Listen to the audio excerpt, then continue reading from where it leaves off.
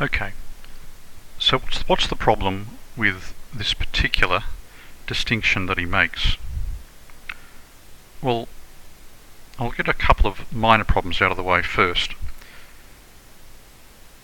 One is that the statement that religious truths are really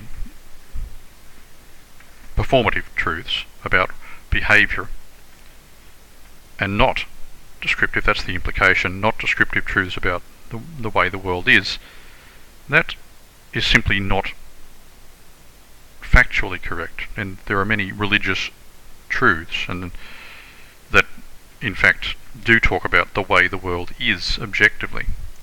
And one can only say, oh no, they're not really religious truths if you fall into what's called the no true Scotsman's fallacy. And it goes something like this, a conversation where one Scotsman says, well, all true Scotsmen like Scotch whisky. And then another fellow says, well, Hamish, he doesn't like Scotch whisky, he hates it. And then the other fellow, the original fellow, says, well, then he's no true Scotsman if he doesn't like Scotch whisky, thereby keeping his original statement true by definition. So, unless we simply exclude dogmatically all religious truths that aren't purely performative, if you will, or behavioural, then we cannot say that religious truths are, in general, behavioural and simply behavioural truths. So that's one problem, but in a way, philosophically, it's the more minor problem. It's a problem of fact. It's simply not a factual claim, a factually true claim.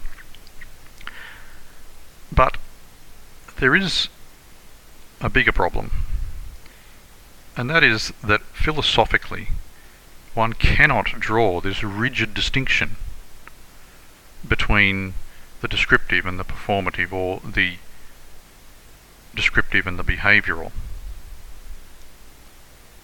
There's a principle which is summarised in a Latin phrase, operare sequitur esse. That's a principle in philosophy which says that the action depends upon the being. Action follows or depends upon being. So something cannot act unless it exists, and it cannot act in a particular way unless it has a particular kind of essence with the required potentialities, the required powers in order to act in a certain way. So operare sequitur esse. Action follows upon, depends upon being. Not only the fact that the acting agent exists, but the acting agent has certain potentialities and powers. Now this is true in science as much as in philosophy. What something can do depends on what it is and the fact that it is. Now that means that the hard distinction, this great disjunction between factual description as opposed to an autonomous conceptual realm of performative instruction, is radically unsustainable philosophically. We cannot make a hard distinction between the facts about the world as they are and how we should behave in that world, or how we can behave in that world.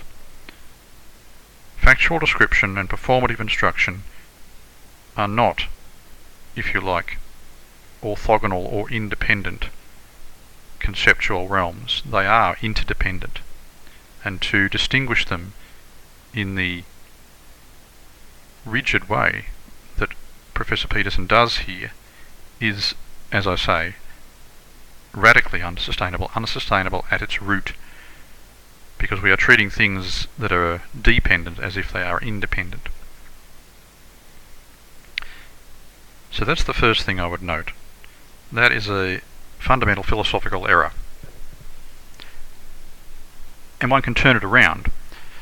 If we find that there are certain behavioural instructions, performative truths, if you will, that experience shows us are true as well as being found in revelation, such as Scripture, that actually reflects back on the way the world is. It tells us something about the way the world really is. And that must have some implications for the entire, if you like, superstructure of what the universe is, the universe taken as a whole. Alright, so now I want to look at another excerpt from something Jordan Peterson said concerning the resurrection.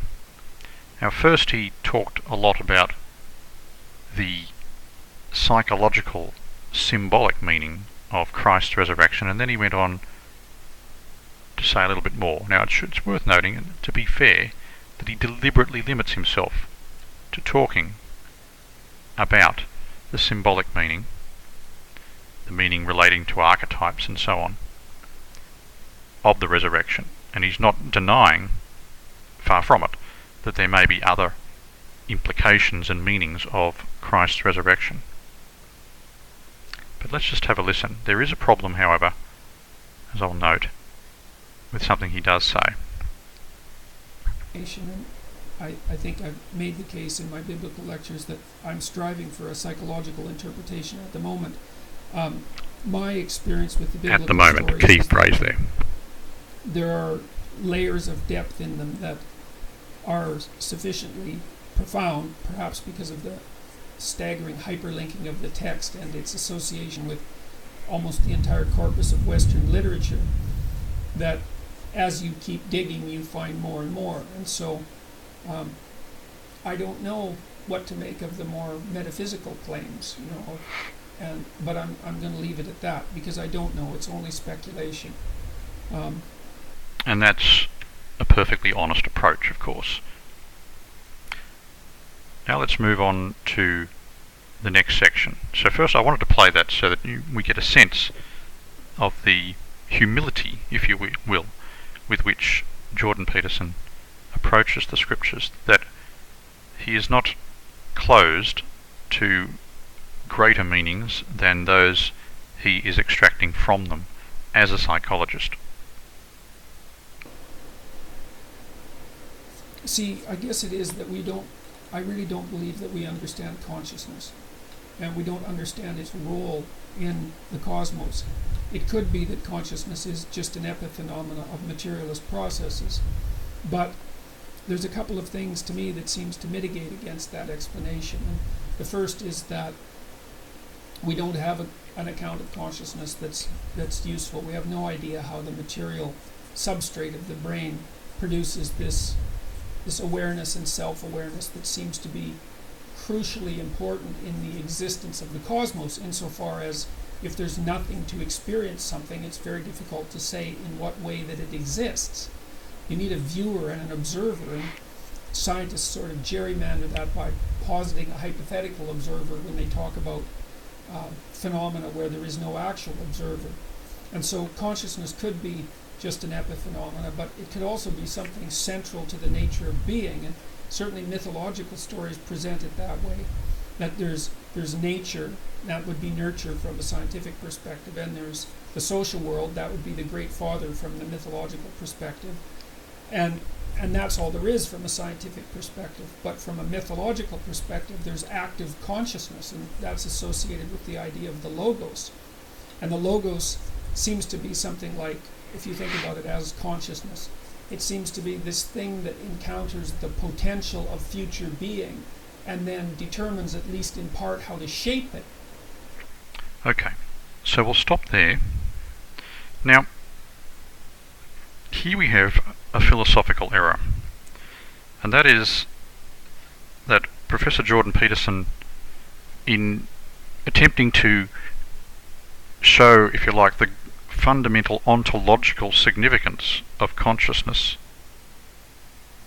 says that in fact it is almost inconceivable to think of being without consciousness. And he asked, what would it mean to have existence without any observer to observe and verify its existence, to interact with it? Well, the reason he says that is because this state of existence without consciousness is unimaginable. And the key error here is to confuse two distinct concepts, unimaginability with inconceivability, or even with impossibility.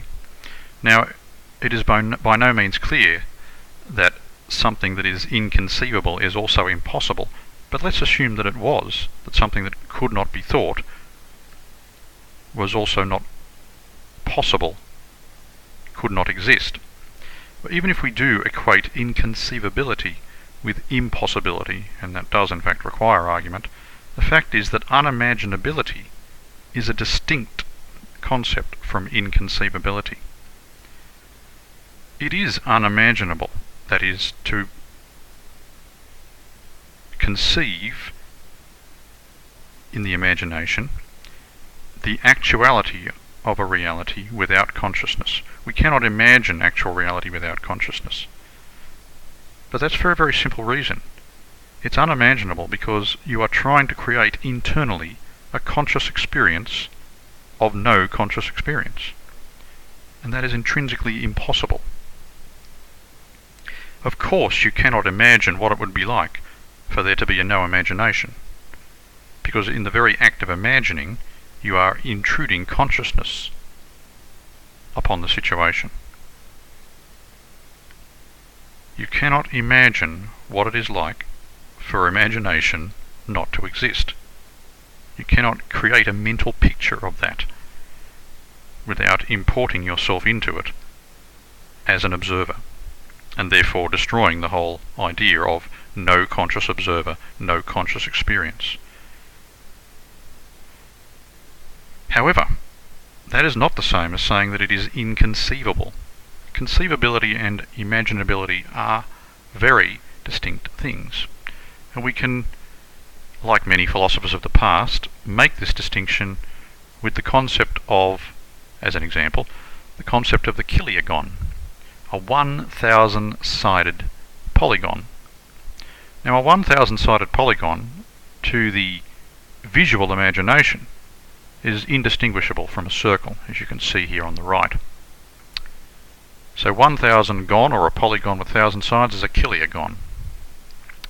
And we cannot visually imagine it. We cannot form a mental image of it where we can see the 1,000 sides.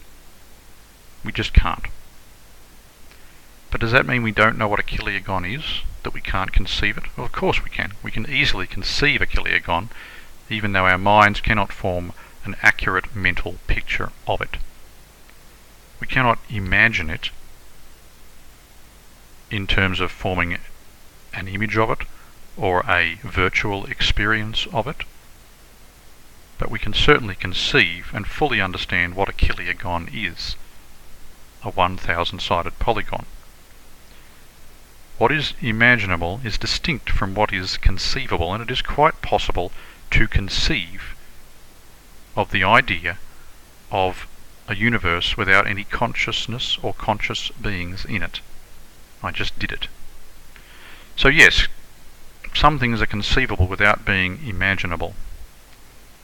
So the unimaginability of an actual reality without consciousness proves nothing about its inconceivability or impossibility. However, on the positive side, this does not mean that Professor Peterson is wrong about the ontological or metaphysical significance of consciousness. The metaphysical significance of consciousness is genuine and twofold.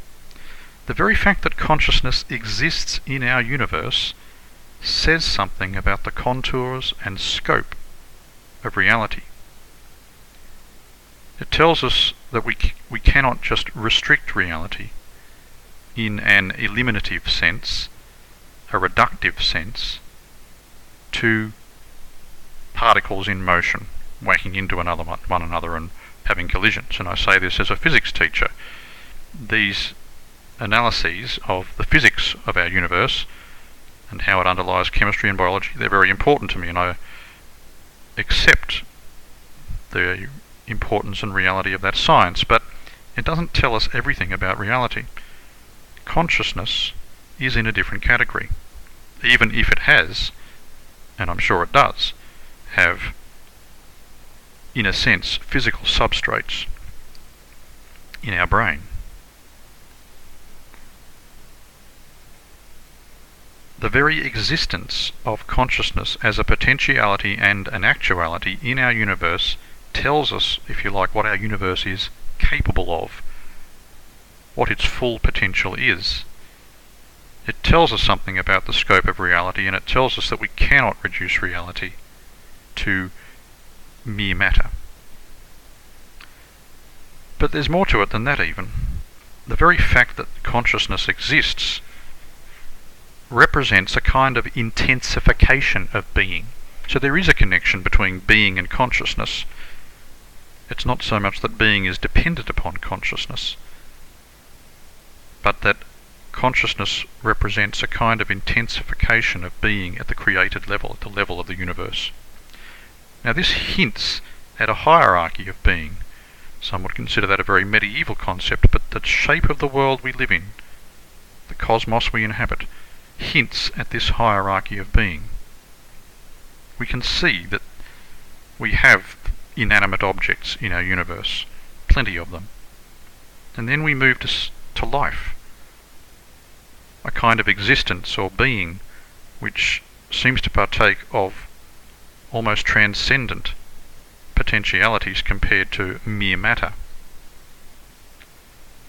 So as we go from a rock to a tree, to a conscious animal, to a human with all our potentialities of rational thought,